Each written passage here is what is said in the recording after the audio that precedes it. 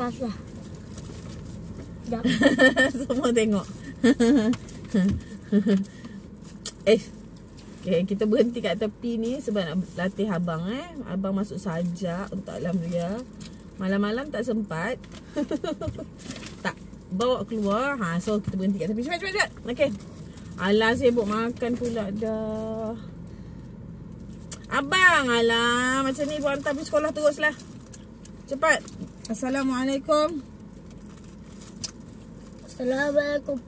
Assalamualaikum warahmatullahi wabarakatuh. Terima kasih buat penerusi majlis yang Harif. Barisan panel Hakim. Yang barisan panel Hakim. Yang Arif lagi bijaksana. Nama saya Muhammad Syed Razin bin Muhammad Aziman. Tak payah tengok ni dah. Akan menyampaikan sajak je. Sebuah sajak yang bertajuk Guru memberi ilmu.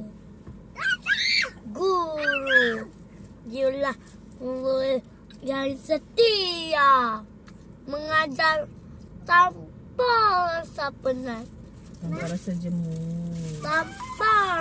jemu, mendidik tanpa rasa penat, mencurahkan kasih sayang sepenuh hati. Ibu. Demi tinggi suara. Demi anak muridnya berjaya. Saya siapa bagi Ruzin? Guru insan mulia. Dialah ibu, dialah bapa. Tidak pilih kasih. Ibu dalam memberi sebakul ilmu buat